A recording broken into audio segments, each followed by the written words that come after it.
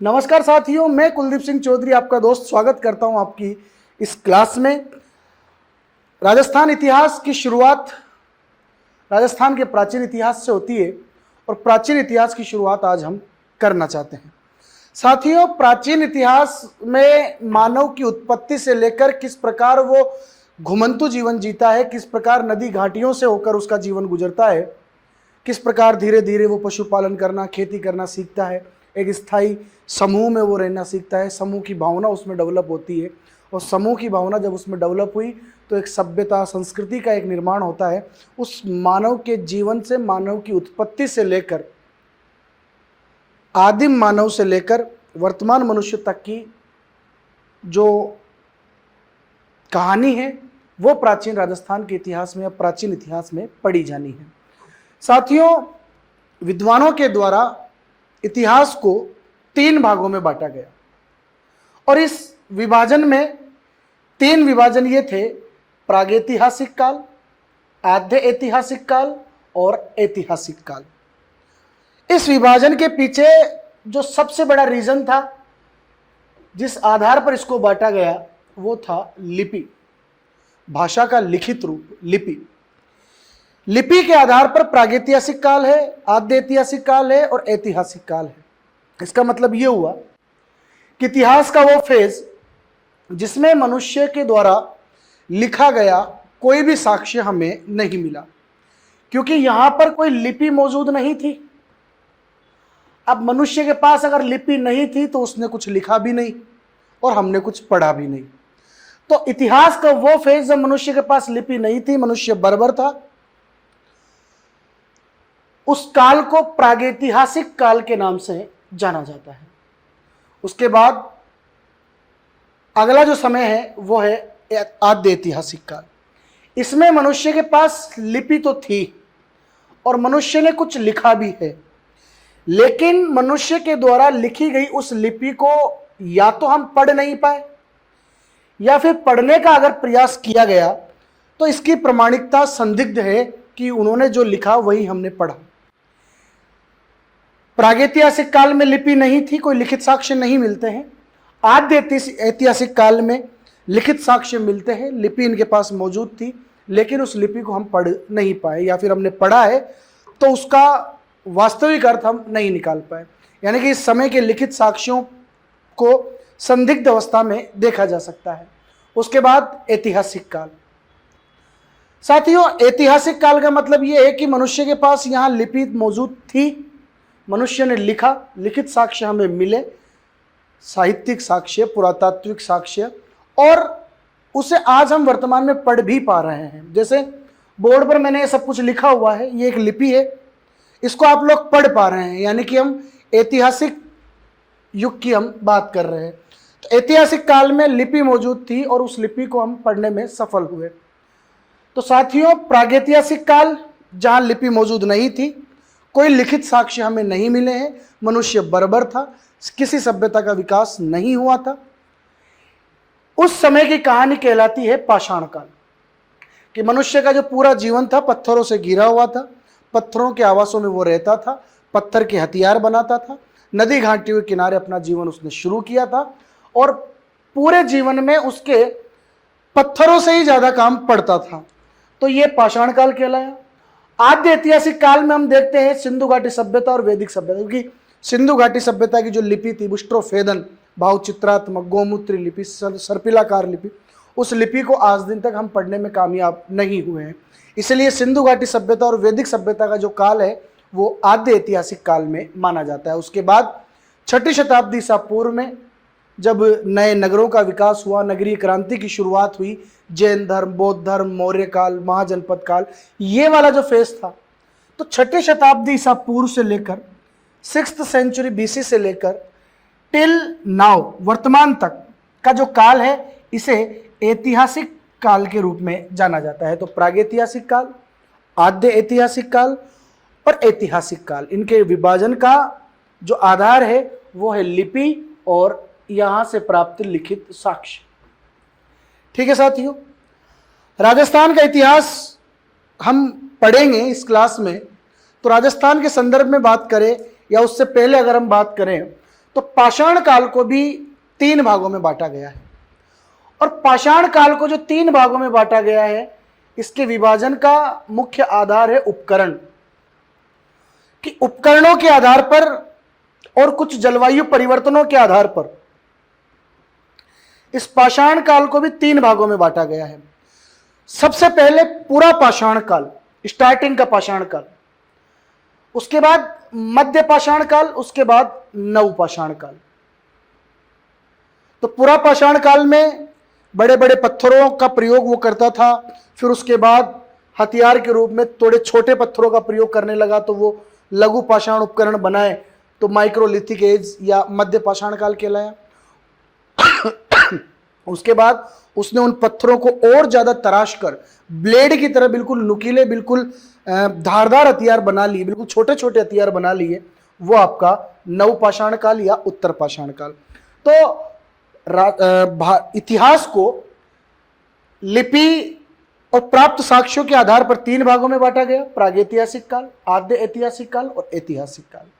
हम बात शुरू करेंगे प्रागैतिहासिक काल से, और प्रागैतिहासिक काल, पाषाण काल जो है वो प्रागैतिहासिक काल के अंतर्गत रखा जाता है। और पाषाण काल में कि मनुष्य जो था उसने पत्थरों का प्रयोग किया हथियारों के रूप में, अपने निवास के रूप में, इसीलिए यह काल पाषाण काल कहलाया। उपकरणों और कुछ जलवायु परिवर्तनों के आधार पर पाषाण काल को फिर से 3 भागों में बांटा गया, पूरा पाषाण काल, मध्य पाषाण काल और नव पाषाण काल। मनुष्य के विकास का ये क्रम था, क्योंकि मनुष्य यहाँ बिल्कुल बर्बर था। मनुष्य नदी घाटियों के किनारों पर रहता था, क्योंकि नदी घाटियों के किनारों पर वो इसलिए रहता था क्योंकि कुछ वहाँ आराम से वो पानी पी सकता था। नदी के किनारे जो कंदमूल वगैरह अच्छे से उगते थे उनको खाकर अपना जीवन यापन कर लेता था। नदी में कुछ जानवर अगर पानी पीने के लिए आते थे तो वो उन जानवरों को मारकर उनके खा लेता था। तो नदी घाटियों को सभ्यताओं का पालना कहा जाता है। विश्व की जितनी सभ्यताएं हैं, चाहे वह मेसोपोटामिया की बात करें तो दजला और फरात नदियों के किनारे पर है, मिस्र की बात करें तो वो नील नदी के किनारे पर है, भारत में बात करें तो सिंधु घाटी सभ्यता सिंधु और उसकी सहायक नदियों के किनारे पर है। उसी प्रकार तो मनुष्य ने अपना जीवन शुरू किया नदी घाटियों के किनारों पर। उसके बाद मनुष्य ने पशुपालन की शुरुआत की, शवाधान की शुरुआत की। यह सारा मध्य पाषाण काल में हुआ। इससे पहले पशुपालन की कोई जानकारी नहीं थी। इससे पहले शवाधान यानी कि शवों को दफनाने की या उनके दाह संस्कार की कोई जानकारी नहीं थी। मरने के बाद आदमी को ऐसे जंगल में फेंक दिया जाता था। तो पहली बार पशुपालन और शवाधान की शुरुआत मध्य पाषाण काल में होती है। उसके बाद अगर हम देखें तो फिर नव पाषाण काल आता है, जिसे हम उत्तर पाषाण काल के रूप में भी जानते हैं। यहाँ मनुष्य ने कृषि करना शुरू किया। उस कृषि की देखभाल करने के लिए, क्योंकि बीज उगाने के बाद, बीज लगाने के बाद फसल के उगने तक वहाँ पर कोई जानवर उन फसलों को खराब नहीं करे, इसलिए वहाँ रहना पड़ता था। तो इससे मनुष्य में समूह की भावना विकसित हुई, स्थायी आवास की शुरुआत हुई। और इस काल का सबसे चमत्कारी जो आविष्कार था वो था पहिए का आविष्कार। एक पत्थर को काटकर गोल पत्थर मनुष्य ने बनाया। तो ये भी एक परिवर्तनकारी घटना थी नव पाषाण काल की। अब ये जो हम देख रहे हैं पूरा पाषाण काल, मध्य पाषाण काल, नव पाषाण काल, वास्तविकता में राजस्थान के इतिहास में इनका क्या महत्व है, क्या प्रश्न इनसे रिलेटेड हमारे आते हैं, इन सारी चीज़ों को हम देखेंगे। तो ये आशा करता हूँ कि ये प्रागैतिहासिक काल, आद्य ऐतिहासिक काल और ऐतिहासिक काल आपके समझ में आया होगा। फिर प्रागैतिहासिक काल में हम स्पेशली रखते हैं पाषाण काल को, जब मनुष्य पत्थर का प्रयोग करता था। फिर पाषाण काल को भी उपकरणों की डिजाइन के आधार पर पूरा पाषाण काल, मध्य पाषाण काल और नव पाषाण काल के रूप में विभाजित किया गया है। तो साथियों, थोड़ा आगे बढ़ते हैं हम। मनुष्य ने अपने जीवन में सबसे पहले प्रयोग किया पत्थर का। प्रश्न आया कि मनुष्य ने सर्वप्रथम अपने जीवन में किसका प्रयोग किया? तो पत्थर का प्रयोग किया। तो मनुष्य ने जब पत्थर का प्रयोग किया तो वो काल कहलाया आपका पाषाण काल। उसके बाद मनुष्य में चेतना की जागृति हुई और मनुष्य ने पत्थर के स्थान पर धातु का प्रयोग करना शुरू किया। और मनुष्य ने सबसे पहले जिस धातु का प्रयोग किया वो था तांबा। तो मनुष्य ने उपकरणों के रूप में सबसे पहले पत्थर का प्रयोग किया था। लेकिन अगर हमसे ये पूछा जाए कि मनुष्य ने सर्वप्रथम किस धातु का प्रयोग किया, देन हमारा आंसर होगा तांबा। और जिस समय तांबे का प्रयोग हो रहा था वो ताम्र युग के नाम से जाना जाता है। अब ताम्र युग शुरू हुआ, पाषाण काल समाप्त हुआ, ताम्र युग की शुरुआत हुई मनुष्य ने तांबे का प्रयोग करना शुरू किया। लेकिन ये चीज तो असंभव है ना कि तांबे की जैसे पत्थर का प्रयोग चलता आ रहा था और किसी एक रात को एकदम से पत्थर का प्रयोग बंद हो गया और तांबे का प्रयोग अगली सुबह से शुरू हो गया, ऐसा नहीं हो सकता। तो कुछ समय यहां पर तांबे और पत्थर दोनों का प्रयोग हुआ, इसलिए ताम्र पाषाण युग भी इसे कहा जाता है। तो ये ताम्र पाषाण युग और फिर ताम्र युग। उसके बाद तांबा जो था एक हल्की धातु था, एक मुलायम धातु था। किसी बड़े जानवर का ये शिकार करते थे अगर, तो वो तांबा टूट जाता था, वो मुड़ जाता था। तो इसलिए मनुष्य ने एक नया आविष्कार किया, तांबे में टीन मिलाकर एक नई मजबूत धातु बनाई, वो थी कांसा। तो मनुष्य ने कांसे का प्रयोग शुरू किया। तो तांबे के बाद कांसे का प्रयोग जब शुरू किया तो वो ताम्र कांस्य युग कहलाया। उसके बाद मनुष्य के जीवन में एक बड़ा परिवर्तन हुआ जब लोहे की खोज हुई और लोहे के उपकरण बने। लोहे के उपकरणों, लोहे की खोज से दो प्रकार के काम हुए। एक तो ये कि जो समझदार लोग थे, जो विवेकशील लोग थे, उन्होंने उस लोहे के औजार बनाए, कृषि कार्यों में उन औजारों को का प्रयोग किया, तो फसलों का उत्पादन बड़े मात्रा में हुआ। वहीं जो कुछ विवेकहीन लोग थे, बुद्धिहीन लोग थे, उन लोगों ने उनके हथियार बना लिए, अब एक दूसरे को मार रहे हैं, काट रहे हैं। तो फिर लोहे का प्रयोग हुआ और वो समय लोह युग के नाम से जाना जाता है। तो साथियों, ये क्रम था मानव के विकास का कि मनुष्य ने अपने जीवन में सबसे पहले उपकरणों के रूप में पत्थर का प्रयोग किया और वो पाषाण काल कहलाया। उसके बाद मनुष्य ने धातु के रूप में सबसे पहले तांबे का प्रयोग किया और वो ताम्र युग कहलाया। तांबे से पहले कुछ समय के लिए तांबे और पत्थर का मिश्रित रूप से प्रयोग हुआ, इसलिए वो ताम्र पाषाण युग कहलाया। उसके बाद कांसे का प्रयोग हुआ, कांस्य युग कहलाया। लोहे का प्रयोग हुआ, लोह युग कहलाया। तो ये मनुष्य के विकास का, किस प्रकार उसने उपकरणों को बदला, किस प्रकार नई चेतना का विकास करते हुए उसने अपना विकास किया, अपना डेवलपमेंट किया, ये सारी कहानियां इस क्लास में हम देखेंगे। बात करते हैं कि इस समय जो हमें जानकारियां मिलती है कि फला सभ्यता से ये निकला, कालीबंगा से ये उत्खनन में मिला, तो उत्खनन करने का जो कार्य है, वो उत्खनन करने का कार्य पुरातत्व विभाग का है। और भारतीय पुरातत्व विभाग की स्थापना 1861 में कनिंघम के द्वारा की गई थी।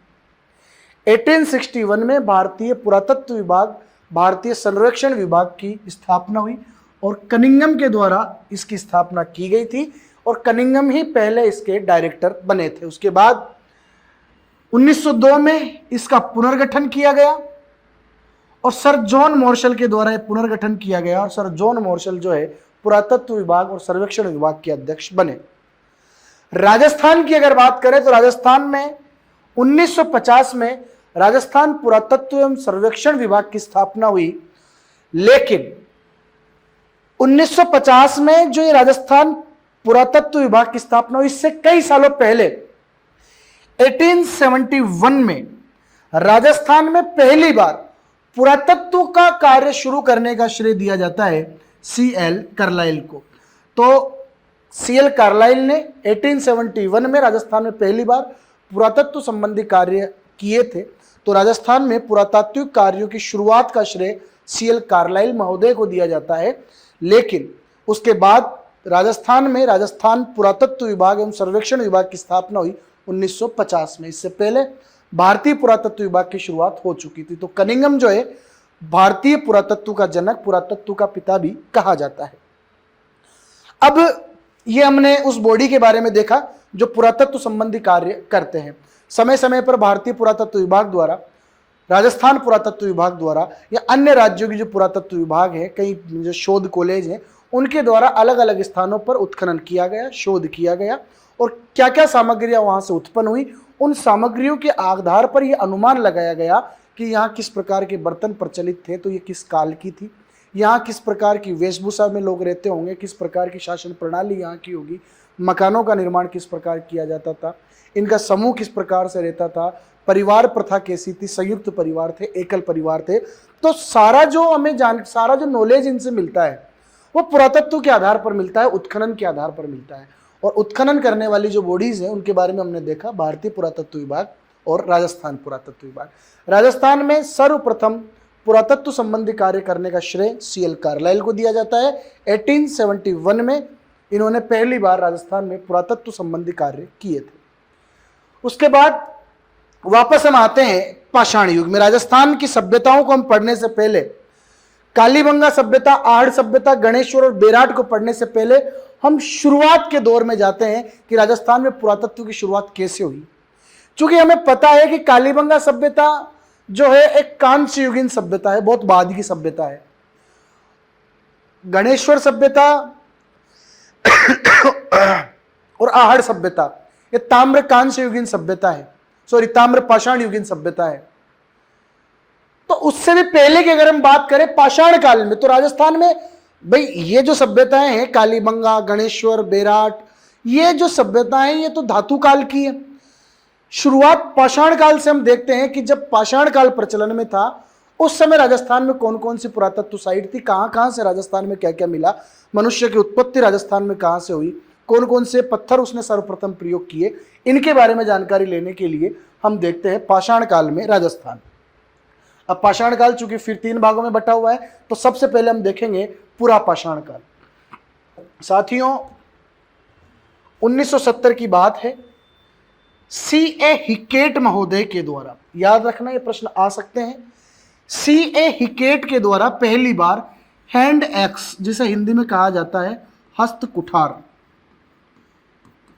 हैंड एक्स हस्त कुठार की खोज की गई थी जयपुर और इंद्रगढ़ से। तो C.A. हिकेट ने पहली बार राजस्थान में हस्त कुठार की खोज की थी। और हस्त कुठार जो है, मैंने बताया आपको कि पाषाण काल को उपकरणों के आधार पर 3 भागों में बांटा गया। तो हस्त कुठार जो है, हस्त कुठार, चापर, चॉपिंग, ये सारी चीजें पूरा पाषाण काल से रिलेटेड है। हस्त कुठार मतलब हाथ से, हस्त कुठार मतलब हाथ से पकड़ी जाने वाली पत्थर की कुल्हाड़ी। अब वर्तमान कुल्हाड़ी की तरह तो कोई इसका शेप था नहीं, तो इसके शेप में पत्थर से ये बने हुए थे। और इस प्रकार का एक औजार होता था पत्थर से बना हुआ, जो इस तरफ से ये पकड़ा जाता था मनुष्य के द्वारा और इस तरफ से इसमें धार बनाई जाती थी। तो ये हस्त कुठार जो पूरा पाषाण काल का एक महत्वपूर्ण औजार है, ये हस्त कुठार सबसे पहले राजस्थान में जयपुर और इंद्रगढ़ में खोजा गया था C.A. हिकेट के द्वारा। तो ये फैक्चुअल क्वेश्चन है, फैक्ट है, ये प्रश्न कई बार आते हैं। उसके बाद एक पुरातत्वविद हुए जिनका नाम है सेटनकार। सेटनकार महोदय के द्वारा पूरा पाषाण काल से रिलेटेड ही या पूर्व पाषाण काल से रिलेटेड ही औजार, ऐसे ही औजार जो पूरा पाषाण काल में चलते थे, वो सेटनकर महोदय ने झालावाड़ से ऐसे औजारों की खोज की। उसके बाद अगर बात करें तो जालोर वाले क्षेत्र में, जालोर में बी ओल्चिन नामक पुरातत्वविद के द्वारा पूरा पाषाण काल के औजारों की खोज की गई। तो इतिहास में शुरुआत में जो पाषाण काल शुरू हुआ, तो पाषाण काल जब पूरे भारत में प्रचलित था, सोहन घाटी में प्रचलित था, साउथ इंडिया में तमिलनाडु वाले क्षेत्र में पल्लवरम, अतिरम, पक्कम, बदमदुरे, इन वाले क्षेत्रों में जब प्रचलित था, तो राजस्थान में भी ऐसे कई उपकरण मिले हैं जो ये दर्शाते हैं कि ये पाषाण काल में मनुष्य का निवास राजस्थान में था। तो सबसे पहले C.A. हिकेट के द्वारा हैंडेक्स की खोज की गई जयपुर और इंद्रगढ़ से। उसके बाद सेटनकर महोदय के द्वारा झालावाड़ में पाषाण उपकरणों की खोज की गई। उसके बाद जालोर क्षेत्र में ऐसे उपकरण खोजने का श्रेय श्री बी ओल्चिन महोदय को दिया जाता है। और अगर फिर देखें तो जब इनके द्वारा शुरुआत की गई तो बाद में एक लंबी श्रृंखला चली और भारतीय पुरातत्व विभाग, उसके बाद दक्कन कॉलेज जो पुणे में है वहां से आए V.N. मिश्र, उसके बाद राजस्थान पुरातत्व विभाग के R.C. अग्रवाल, विजय कुमार, H.C. मिश्रा यानी हरिश्चंद्र मिश्रा, कई लोगों ने पाषाण काल से रिलेटेड उपकरण खोजे, पूरा पाषाण कालीन उपकरणों की खोज की। तो शुरुआत ये C.A. हिकेट महोदय इनके द्वारा की गई और इंद्रगढ़ और जयपुर से हैंडेक्स की खोज की, फिर सेटनकार, फिर बी ओल्चिन और उसके बाद फिर भारतीय पुरातत्व विभाग आया। राजस्थान पुरातत्व विभाग के द्वारा भी यहाँ पर फिर उत्खनन करवाया गया। पूरा पाषाण काल के औजारों की अगर हम बात करें या पूरा पाषाण काल में राजस्थान के किन किन स्थानों से हमें पाषाणकालीन उपकरण मिले हैं, तो उनमें अजमेर का बूढ़ा पुष्कर अपना महत्वपूर्ण स्थान रखता है। उसके बाद नागौर वाले क्षेत्र में अगर देखें तो डीडवाना अपना महत्वपूर्ण योगदान देता है। चित्तौड़ काफी महत्वपूर्ण है, उत्तर भारत और दक्षिण भारतीय संस्कृतियों के मिलन का स्थल था। हैंडेक्स भी मिले हैं और सोहन संस्कृति में प्रचलित उपकरण भी यहाँ से मिले हैं, चापर चोपिंग भी यहाँ से मिले हैं। फिर भीलवाड़ा, अलवर, जालोर, कई क्षेत्रों के अंदर उत्खनन किया गया। कई क्षेत्रों से पुरा पाषाणकालीन या पूर्व पाषाणकालीन उपकरण खोजे गए और ये खोज करने का श्रेय इन वी.एन. मिश्र, आर.सी. अग्रवाल, विजय कुमार, एच.सी. मिश्रा, राजस्थान पुरातत्व विभाग, डेक्कन कॉलेज पूना, भारतीय पुरातत्व विभाग, इनको ये श्रेय जाता है। ये याद रखना, C.A. हिकेट ने 1870 में हैंडेक्स की खोज की थी जयपुर और इंद्रगढ़ से। झालावाड़ में पाषाण उपकरणों की खोज की थी सेटनकर ने और जालोर में पुरा पाषाण उपकरणों की खोज की थी बी. ऑल्चिन ने। तो पुरा पाषाण काल से रिलेटेड ये स्थल हमें राजस्थान में मिलते हैं और इन व्यक्तियों के द्वारा, इन पुरातत्वविदों के द्वारा इनकी खोज की गई थी। उसके बाद मध्य पाषाण काल का युग आता है और मध्य पाषाण काल जो है वो प्रसिद्ध रहा अपने पशुपालन की शुरुआत की वजह से। तो मनुष्य ने सबसे पहले पशुओं को पालने की जो शुरुआत थी, पशुपालन करने की जो शुरुआत थी, वो मध्य पाषाण काल में की। और मध्य पाषाण काल के राजस्थान में अगर हम बात करें तो राजस्थान में लूणी नदी घाटी, लूणी और उसकी सहायक नदियों के किनारों पे, बेड़च और उसकी सहायक नदी गंभीरी, गुजरी, औराई, वागन, बेड़च, इन नदियों के किनारों पर, और राजस्थान में जो विराटनगर है, यहां से मध्य पाषाण काल के औजार, मध्य पाषाण काल के साक्ष्य हमें मिले हैं। इनमें जो सबसे इंपॉर्टेंट है, राजस्थान में मध्य पाषाण काल के जो स्थान इंपॉर्टेंट है, जो महत्वपूर्ण है, उनमें सबसे पहले नाम आता है साहब बागोर का। और ये केवल राजस्थान में नहीं, पूरे भारत में प्रचलित है, पूरे भारत में प्रसिद्ध है। बागोर भीलवाड़ा में कोठारी नदी के किनारे पर है और यहां से भारत में पशुपालन के प्राचीनतम साक्ष्य मिले हैं, क्योंकि पशुपालन की शुरुआत सबसे पहले मध्य पाषाण काल में हुई।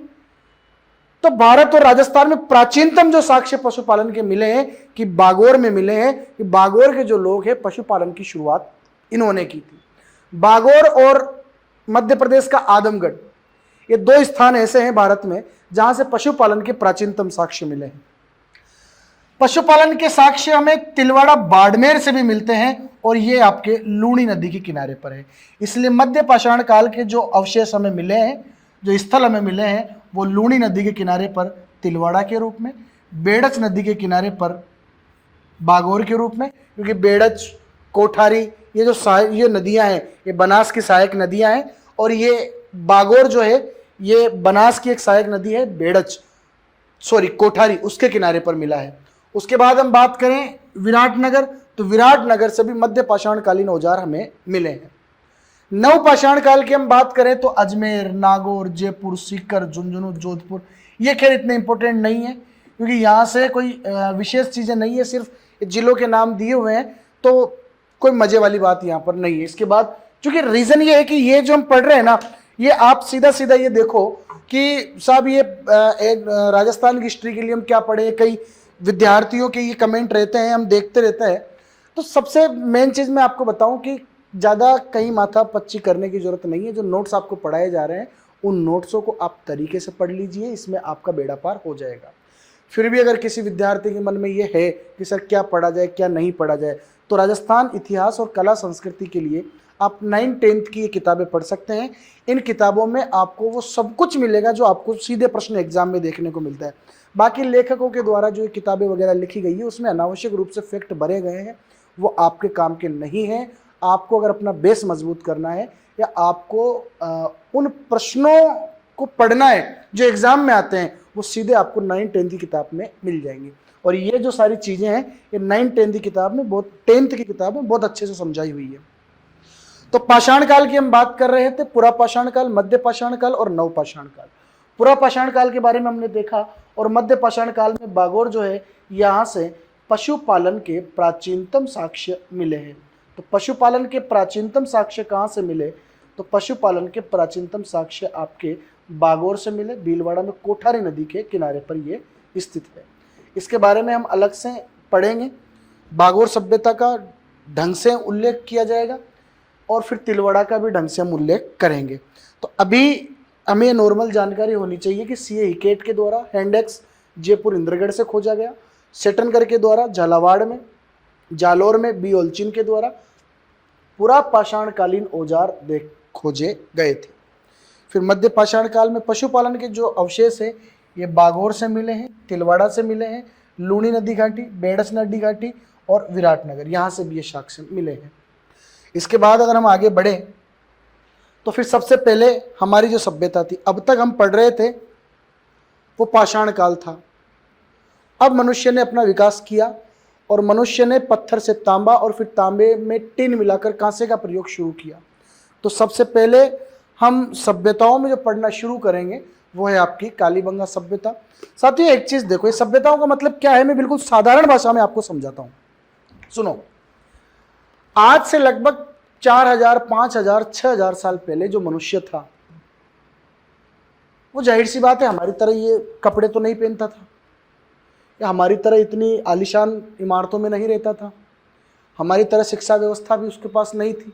लेकिन 5000, 6000 साल पहले उस मनुष्य ने अपना जीवन तो शुरू किया, समुदाय में रहना शुरू किया, उसने जैसा भी बना वैसा मकान बनाया, जैसे वो कपड़े, जैसे चीजों का वो प्रयोग कर सकता था, उबड़ खाबड़ कैसे भी जैसे तैसे बना के उसने किया। तो उसने उन 5000 साल पहले के हिसाब से अपना काम किया। आज हम 5000 साल बाद के हिसाब से अपने काम कर रहे हैं। तो आराम से उनका जीवन चल रहा था, उनका समाज था, बड़ी आराम से सब रिश्तेदारी निभा रहे थे, सारे काम अपने वो कर रहे थे। लेकिन कई स्थानों पर भूकंप आ गया, कई स्थानों पर बाढ़ आ गई, कई स्थानों पर सूखा पड़ गया, कहीं पर महामारी आ गई, तो वो लोग रातों रात समाप्त हो गए। जब वो मर गए तो जाहिर सी बात है कि आज की तरह कोई पुलिस या आज की तरह कोई सोशल मीडिया था नहीं, दूर दूर तक हजारों किलोमीटर तक कोई उनको पूछने वाला नहीं था। तो वो मर गए, उनकी सभ्यता का पतन हुआ। फिर आंधी चली, धूल मिट्टी उनके ऊपर जमी, फिर बारिश हुई, फिर धूल मिट्टी आई, फिर बारिश हुई, धूल मिट्टी आई, तो वो कहीं ना कहीं उस जमीन के नीचे दब गए और एक टीला सा बन गया। उन टीलों की खुदाई की इतिहासकारों ने, पुरातत्वविदों ने, और उन टीलों में से वो जो कंकाल उनके निकाले, अब वर्तमान में 100 साल पहले, 150 साल पहले वो जो कंकाल वगैरह निकाले, वहां से उनके जो बर्तन निकले, उनके जो मकान निकले, जिन चीजों का वो प्रयोग करते थे वो चीजें वहां से निकली। उसके बाद हमने उनका इतिहास लिखा कि ये लोग इस प्रकार से रहते होंगे। तो हम शुरू करते हैं अपनी कालीबंगा सभ्यता। कालीबंगा सभ्यता सिंधु घाटी सभ्यता का एक केंद्र था। सिंधु घाटी सभ्यता सिंधु और उसकी सहायक नदियों के किनारों पर कई सभ्यता केंद्र देखने को मिले। उन सभ्यता केंद्रों में से एक सभ्यता केंद्र है आपका कालीबंगा सभ्यता। सबसे पहले हम देखते हैं इसकी स्थिति तो हनुमानगढ़ जिले में है, राजस्थान के। उसके बाद देखें तो घग्गर नदी के किनारे पर है। घग्गर नदी जिसे द्रुष्टवती, नट नदी, मृत नदी या सरस्वती नदी के नाम से भी जाना जाता है। सबसे पहले इस कालीबंगा की खोज जिसने शुरू की थी उनका नाम था अमलानंदन घोष, A.K. घोष। 1952 में पहली बार इसकी खोज की गई कि इस टीले के नीचे कुछ ना कुछ दबा हुआ है, लेकिन इस पर ध्यान नहीं दिया गया। उसके बाद 1961 से लेकर 69 तक बीवी लाल और B.K. थापर, ब्रजवासी लाल और बालकृष्ण थापर, इन दोनों के द्वारा उत्खनन किया गया कालीबंगा का। और कालीबंगा से जो जो साक्ष्य मिले उन साक्ष्यों के आधार पर यह बताया कि साहब कालीबंगा का इतिहास ये था। कालीबंगा जो शब्द है, ये कालीबंगा इसका नाम इसलिए रखा गया कि साहब कालीबंगा का अर्थ है काले रंग की चूड़ियां। यहां से काली मिट्टी की बनी हुई चूड़ियों के कुछ अवशेष मिले हैं। और चूंकि यह हनुमानगढ़ वाला क्षेत्र पंजाब वाले क्षेत्र से सटा हुआ है, यहाँ का कल्चर में पंजाबी कृष हमें देखने को मिलता है। तो पंजाब वाले क्षेत्र में चूड़े को कहा जाता है बंगा, ठीक है। तो काले रंग की चूड़ियां, काले रंग के बंगे मिले, इसलिए कालीबंगा इसका नाम रखा गया। इसे दीनहीन बस्ती के नाम से भी जाना जाता है। इसके बारे में हम और अगर जानकारी लें, इसकी विशेषताएं अगर हम देखें, तो एक विशेषता ये है कि साहब ये नगरीय सभ्यता थी। नगरीय सभ्यता इसलिए यहाँ मकान बने हुए थे, 1 मंजिला 2 मंजिला मकान थे, सड़कें थी, नालियाँ थी। तो एक नगर को नगर कहलाने के लिए जो विशेषताएं होनी चाहिए वो सारी व्यवस्थाएं इन लोगों के पास थी। उसके बाद यहाँ से जो उपकरण मिले हैं वो उनमें कांसे की मात्रा ज़्यादा है, तो ये कांस्य युगीन सभ्यता थी। उसके बाद हम देखें तो यहाँ से प्राक हड़प्पा कालीन, हड़प्पा कालीन और उत्तर हड़प्पा कालीन सभ्यता के साक्ष्य मिले हैं।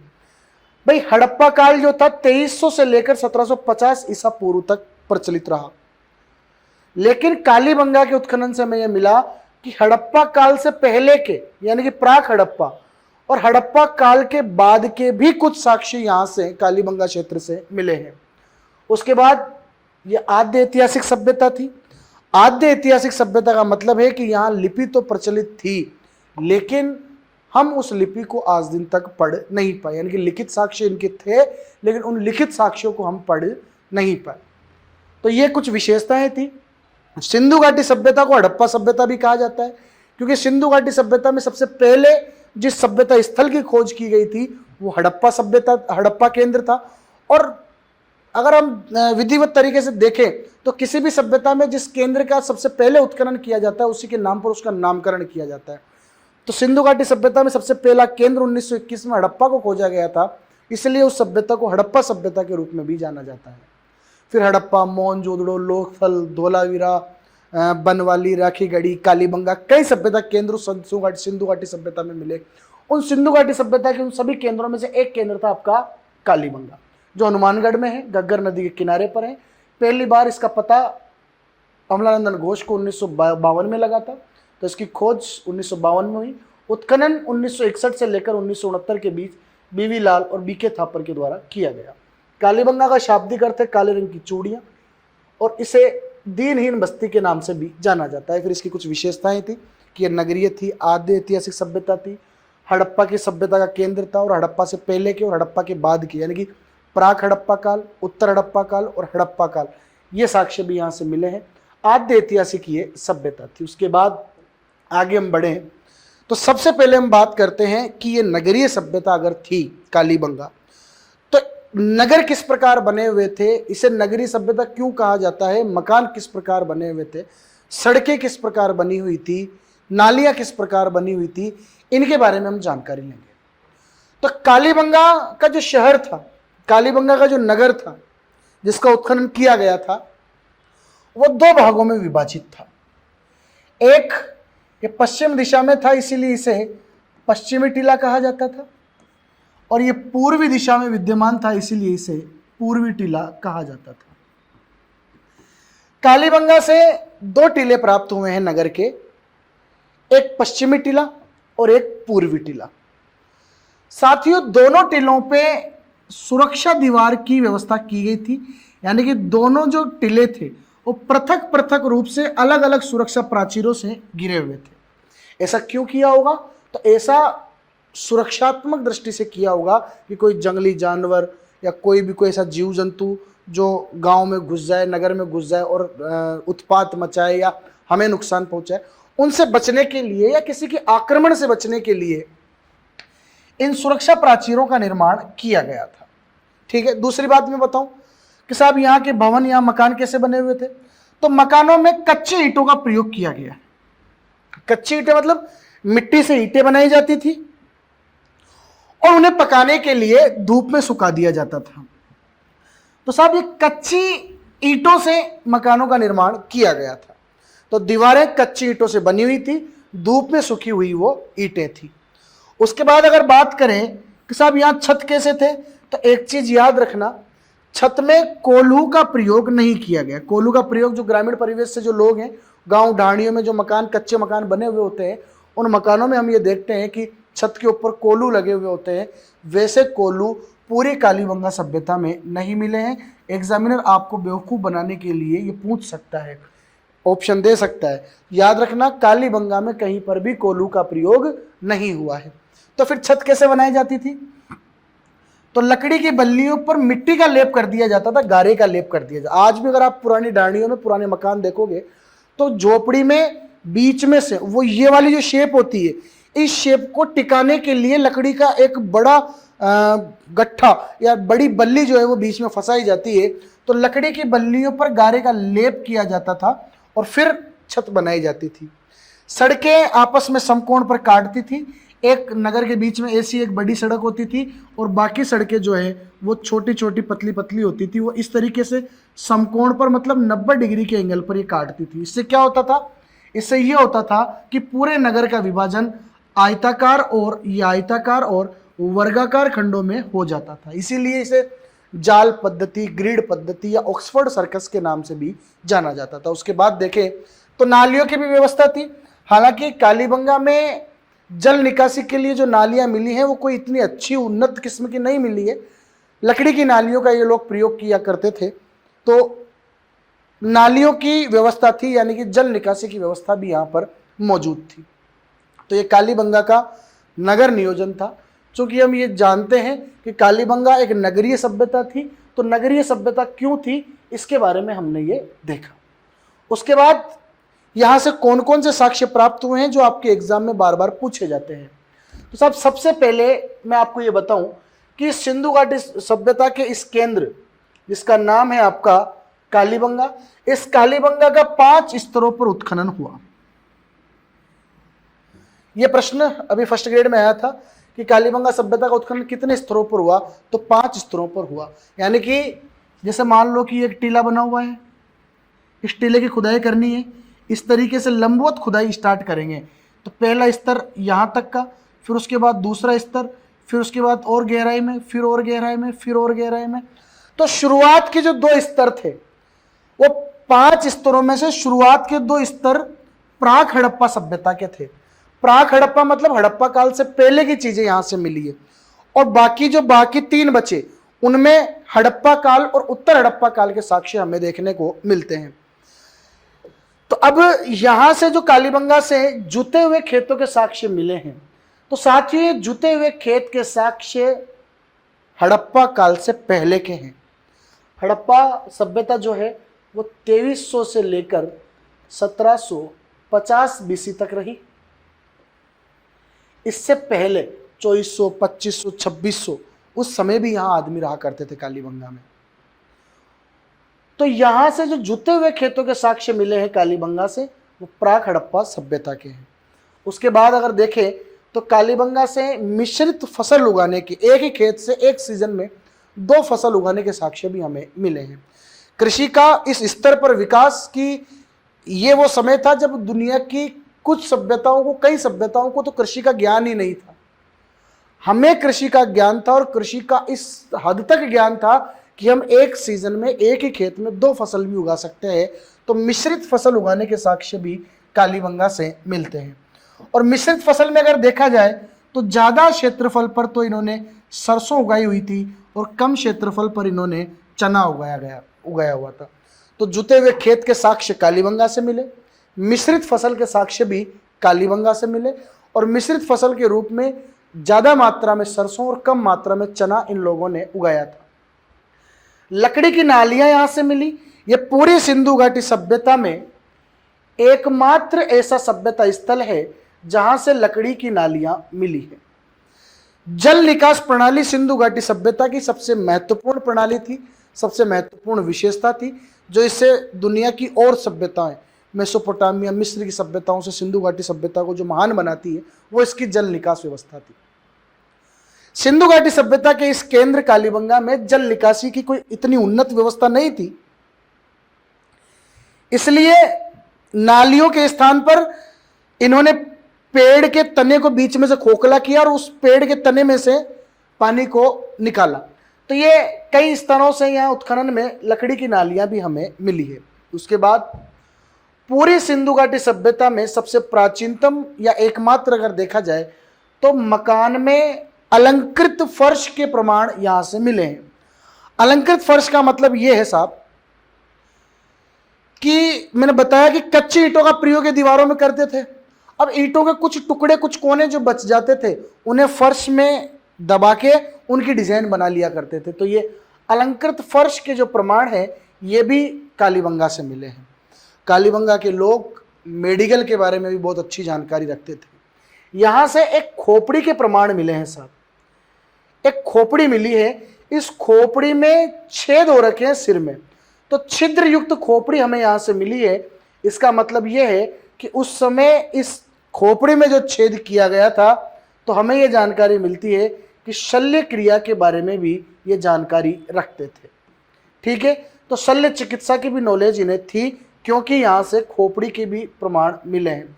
और खोपड़ी कैसी, जिसमें छेद होए हुए हैं। उसके बाद अगर देखें तो भूकंप के साक्ष्य भी कालीबंगा से मिले हैं। कालीबंगा में कुछ मकान ऐसे मिले हैं जिन मकानों में दरारें लगी हुई हैं, और वो दरारें मानो ऐसी है, उनका जब अध्ययन किया गया, स्टडी की गई, रिसर्च किया गया, तो वो भूकंप की वेव्स से, जो पी वेव एस वेव जो होती है, उनसे दरारें पड़ने का साक्ष्य यहां से मिला है। उसके बाद यहां से कुछ बेलनाकार मोहरें मिली है साहब, और यहां से प्राप्त जो ये बेलनाकार इस प्रकार की मोहरें हैं, ऐसी मोहरें उस समय प्रचलित थी मेसोपोटामिया में। जो मेसोपोटामिया की सभ्यता थी, मेसोपोटामिया में बेलनाकार मोहरों का प्रचलन था।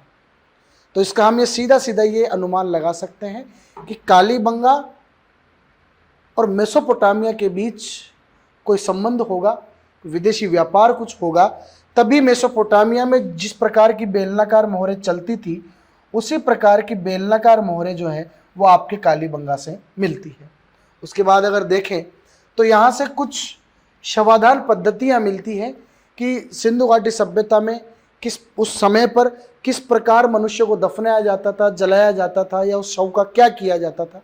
तो यहाँ से जो कब्रें प्राप्त हुई है वो अंडाकार शेप में बनी हुई है, और इन अंडाकार कब्रों को कहा गया है चिरायु कब्र।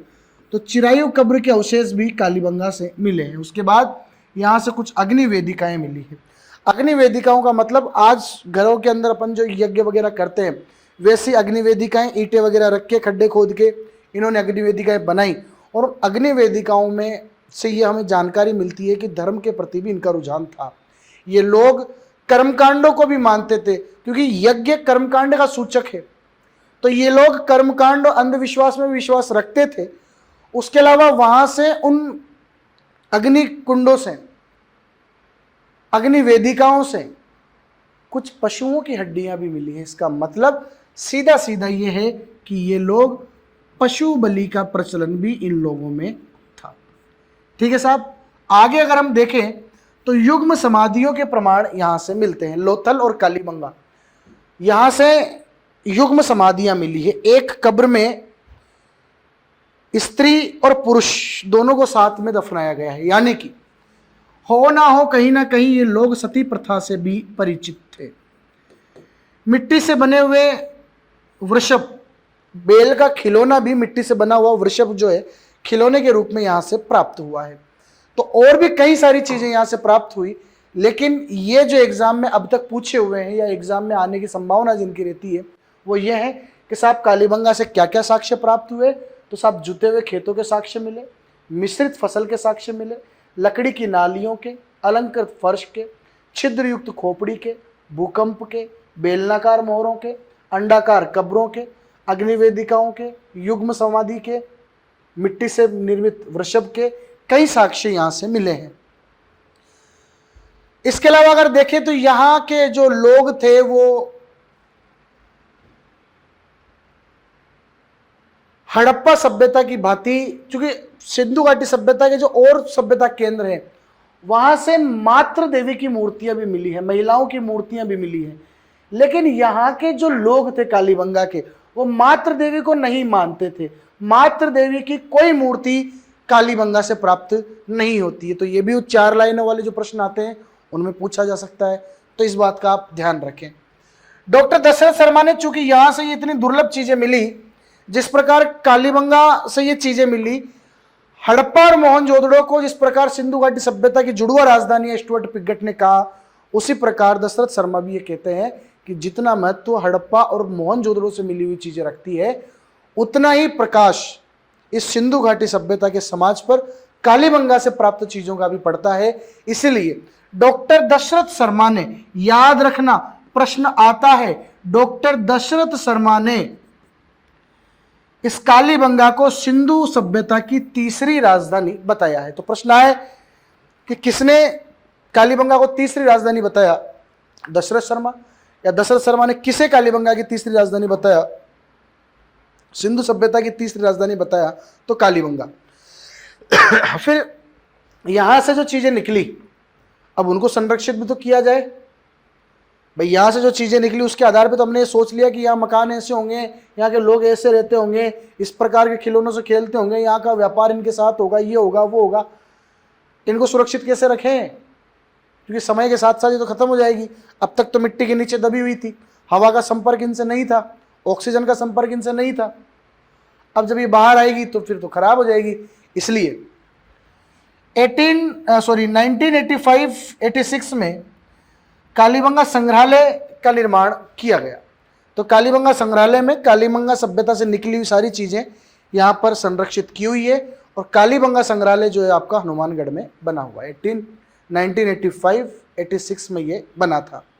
तो ये कालीबंगा सभ्यता किस प्रकार इसकी खोज हुई, किस प्रकार इसका उत्खनन हुआ, किस नदी के किनारे पर है, इसका शाब्दिक अर्थ क्या है, कालीबंगा को और किन किन नामों से जाना जाता है, दीनहीन बस्ती क्यों कहा जाता है, क्योंकि यहाँ कच्ची ईंटों से बने हुए मकान हमें मिलते हैं। तो दीनहीन बस्ती थी, गरीब लोगों की बस्ती थी। और कालीबंगा से कई प्रकार के साक्ष्य हमें देखने को मिलते हैं। याद रखना 5 स्तरों पर इसका उत्खनन किया गया है। फिर कालीबंगा से रिलेटेड एक पुस्तक लिखी गई, क्योंकि बीवीलाल खुद उत्खनन करता थे। उसके बाद जगपति जोशी, ये भी एक पुरातत्वविद थे। इन दोनों ने मिलकर कालीबंगा के ऊपर इतिहास लिखा और उस किताब का नाम था excavations at Kalibangan the early Harappa. पूर्व हड़प्पा काल के जो रिलेशन में यहाँ से चीजें मिली है उनसे रिलेटेड किताब लिखी है। एक्सकेवेशन यानी उत्खनन एट कालीबंगा, कालीबंगा पर किया गया उत्खनन। द अर्ली हड़प्पा, हड़प्पा की शुरुआत की ये सभ्यता मानी जाती है। ठीक है साहब, आगे अब बढ़ते हैं।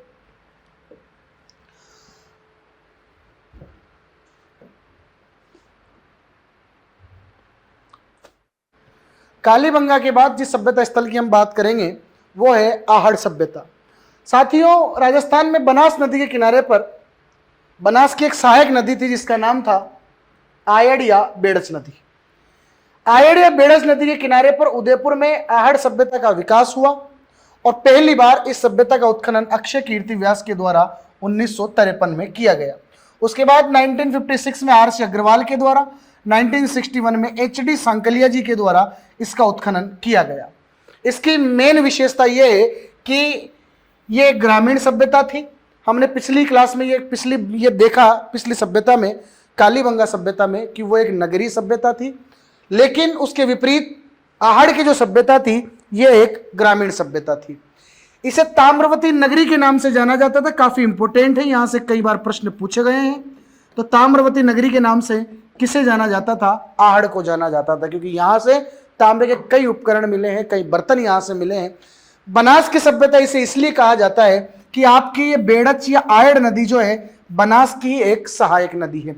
उसके बाद इसे बड़े मर्द भांडों की सभ्यता या कोठे और गोर की सभ्यता के नाम से भी जाना जाता था, क्योंकि यहां से जो मर्द भांड मिले हैं, यहां से जो बर्तन मिले हैं, उनका आकार बड़ा था, बड़े आकार के थे, बड़े मजबूत थे। और अनाज संग्रहण के लिए कोठे और गोर जो प्रचलन में थे वो भी यहां से मिले हैं, इसलिए इसे बड़े मर्द भांडों की सभ्यता या कोठे और गोर की सभ्यता के नाम से भी जाना जाता है।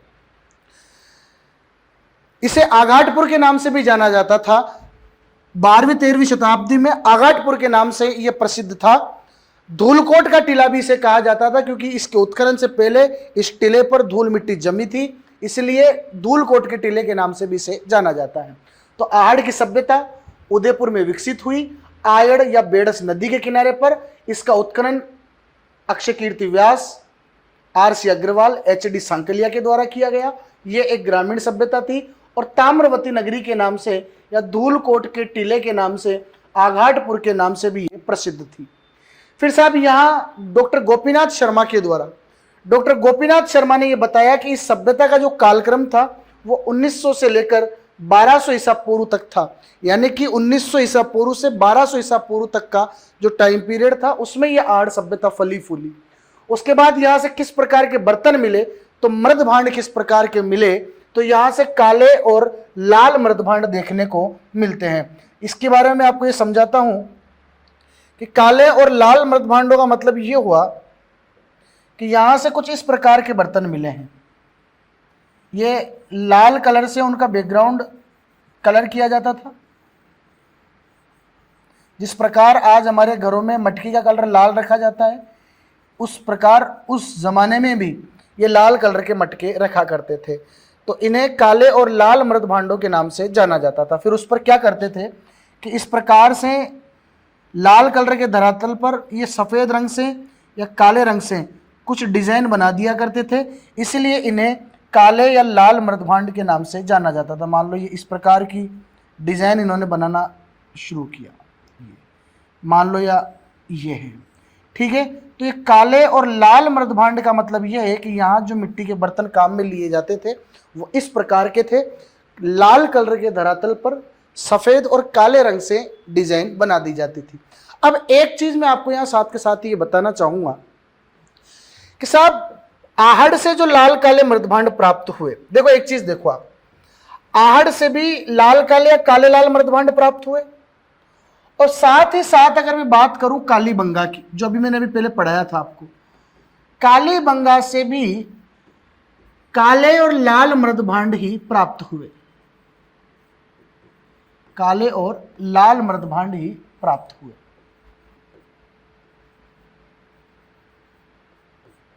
ठीक है, बोर्ड में थोड़ी सी प्रॉब्लम है, ध्यान रखना थोड़ा सा। यहां से भी काले लाल मृद भांड, आड़ से भी और कालीबंगा से भी काले और लाल या लाल काले मृद भांड प्राप्त हुए। ऐसे ही थे, ऐसे लाल कलर का धरातल होता था, वहां भी सफेद और काले रंग से कुछ डिजाइन बना दिया जाता था। लेकिन इनमें और कालीबंगा के बर्तनों में क्या अंतर था? आहड़ के जो ये काले लाल मृद भांड है, ये मैंने बताया कि बड़े आकार के थे, अनाज संग्रहण के लिए कोठे और गोर के रूप में मौजूद थे। तो आकार में बड़े थे, इसका मतलब ये विशाल थे, और बड़े थे मतलब ये भारी थे, और भारी थे इसका मतलब ये मजबूत थे। इसके विपरीत कालीबंगा के जो ये मर्दबांड है, ये कालीबंगा के मर्दबांड हल्के थे और कमजोर थे, इन मतलब मजबूत नहीं थे, इनमें सुडौलता का अभाव था। तो ये इन दोनों सभ्यताओं में मर्द भांडों को लेकर अंतर था। आगे अगर मैं बात करूं तो आहड़ सभ्यता की कुछ विशेषताएं हैं। जैसे सब आहड़ की जो सभ्यता थी ये एक ग्रामीण सभ्यता थी, इस बात का आप विशेष ध्यान रखें। ग्रामीण सभ्यता थी, यहां के जो मकान थे उन मकानों में कच्ची ईंटों का प्रयोग हुआ था, और साथ ही साथ कई मकानों में पत्थर का प्रयोग भी होता था। याद रखना, कहीं पर भी आहड़ और कालीबंगा में पक्की ईंटों से मकान नहीं बने हुए हैं, यहां पक्की ईंटों का प्रयोग नहीं किया गया है। तो पक्की ईंटें यहां से नहीं मिली है, पक्की ईंटें नहीं मिली है, याद रखना इस बात का। यहां से मिली है कैसी ईंटें? यहां से मिली है कच्ची ईंटें या पत्थर। अगली विशेषता यह है कि राजस्थान की एक ऐसी सभ्यता थी जहां पर मृतक के साथ में, मरे हुए आदमी के साथ में उसको आभूषणों सहित दफनाया जाता था, यानी कि आभूषणों के प्रति उसका विशेष प्रेम, विशेष स्नेह दिखाया जाता था। और मृतक के साथ में कुछ भी चीज अगर दफनाई जाती है, इसका मतलब ये था कि ये लोग पुनर्जन्म में या मृत्यु के बाद की भी परिकल्पना ये लोग करते थे। यहां से कौन कौन से साक्ष्य प्राप्त हुए तो एक एक करके देखते हैं। साहब, यह एक मकान से 6 चूल्हों के साक्ष्य प्राप्त हुए, और एक ही मकान में 6 चूल्हे मिले, मतलब लोगों की संख्या ज्यादा थी, यानी कि ये लोग ज्वाइंट फैमिली में रहने की यहाँ परंपरा मौजूद थी। तांबे के कई बर्तन मिले, कई थालियां, कई दीपक हमें यहाँ से मिले हैं। लेकिन आहड़ सभ्यता में जो बर्तन मिले हैं उनमें मिट्टी के बर्तनों की संख्या ज्यादा है। उसके बाद मिट्टी से बना हुआ एक बेल का खिलौना यहां से मिला है, जिसे बनासियन बुल के रूप में जाना जाता है। रंगाई छपाई के ठप्पे यहां से मिले हैं, इसका मतलब यह हुआ कि वस्त्रों पर रंगाई का ये एक महत्वपूर्ण केंद्र था। वस्त्र रंगाई की ये जानकारी रखते थे। तो रंगाई के लिए जो ठप्पे, जैसे आज आप ये दाबू प्रिंट वगैरह में जो रंगने के लिए ठप्पे लगाए जाते हैं, उस प्रकार की रंगाई के ठप्पे यहां पर उत्खनन में मिले हैं। मापतोल के बाट कई यहां से मिले हैं और यहां से हड्डियों के आभूषण और हड्डियों के अलावा कांच, सीप, स्फटिक, गोमेद, कई धातुओं के, कई चीजों के, कई रत्नों के आभूषण भी यहां से मिले हैं। तो यह आहड़ सभ्यता थी जो उदयपुर में आयड़ या बेड़स नदी के किनारे पर विकसित हुई, ताम्रवती नगरी के नाम से जानी जाती है। काले और लाल मृदभांड यहां से मिले हैं। ग्रामीण सभ्यता थी। मृतक के साथ में आभूषणों सहित मृतक को दफनाया जाता था। रंगाई छपाई के ठप्पे मिले, मतलब रंगाई छपाई का एक केंद्र था। तांबे के बर्तन मिले। मकान से 6 चूल्हे के साक्ष्य मिले, मतलब यहां पर संयुक्त परिवार की प्रथा भी प्रचलन में थी। इसके बाद अगर मैं बात करूं तो आहड़ सभ्यता एक विकसित सभ्यता थी और आहड़ सभ्यता का ही एक केंद्र, जिस प्रकार हड़प्पा सभ्यता अपने आप में विस्तृत सभ्यता थी, उसका केंद्र था कालीबंगा, उसी प्रकार आहड़ सभ्यता का भी एक केंद्र था, वो था गिलुंड। गिलुंड राजसमंद में है। बनास नदी के किनारे पर इसका विकास हुआ इस केंद्र का, इसलिए इसे बनास की सभ्यता कहा जाता है। आहड़ सभ्यता का यह केंद्र था। इसका उत्खनन पहली बार बीवी लाल के द्वारा किया गया। 1957-58 में बीवी लाल के द्वारा इसका उत्खनन किया गया। उसके बाद वीएस शिंदे और ग्रेगरी पोशल, ये ग्रेगरी पोशल जो है ये पेंसिल्वेनिया विश्वविद्यालय के प्रोफेसर थे। इनके साथ वीएस शिंदे आए और 1998 से लेकर 2003 तक इन्होंने उत्खनन कार्य यहां पर किया। यहां से प्राप्त चीजों में सबसे मेन चीज अगर आपको पूछी जाएगी तो वो ये पूछा जाएगा कि साहब यहां से जो मकान प्राप्त हुए हैं उन मकानों में पक्की ईंटों का प्रयोग हुआ है। याद रखो, अभी अभी मैंने आपको बताया था कि आहड़ जो सभ्यता थी, इस आहड़ में कहीं पर भी पक्की ईंटों का प्रयोग नहीं हुआ, या तो कच्ची ईंटों का प्रयोग हुआ है या फिर पत्थर का प्रयोग हुआ है। ठीक है। अब मेन जो सभ्यता है आहड़, वहां से तो कच्ची ईंटें प्राप्त हुई है और उस सभ्यता का एक केंद्र था गिलुंड, वहां से पक्की ईंटें प्राप्त हुई है, मतलब पक्का यहां से प्रश्न पूछा जाएगा। ये विरोधाभास है, प्रश्न यहां से आएगा। हाथी दांत की चूड़ियों के अवशेष भी मिले हैं, कुछ टुकड़े मिले हैं चूड़ियों के, उनसे उनको देखकर ये लगता है कि यहां हाथी दांत की चूड़ियों का प्रयोग ये लोग करते थे। पत्थर की गोलियां यानी कि अंटियां जो होती है वो यहां से मिली हैं। मिट्टी के कई खिलौने यहां से मिले हैं। 5 प्रकार के बर्तन यहां से मिले हैं, जैसे काले रंग के बर्तन, लाल रंग के बर्तन, भूरे रंग के बर्तन, प्लेन सादा बर्तन, चमकदार पॉलिशदार बर्तन। तो 5 प्रकार के बर्तन भी गिलुंड से मिले हैं। याद रखना, आहड़ सभ्यता का केंद्र था गिलुंड। राज संबंध में बनास नदी के किनारे पर यह गिलुंड की सभ्यता फली फूली और यहां से जो मकान मिले हैं उनमें पक्की ईंटों का प्रयोग किया गया है। इस बात का इतना सा अगर तब अब नेक्स्ट क्लास में हम मिलेंगे, तब तक के लिए जय हिंद, जय भारत।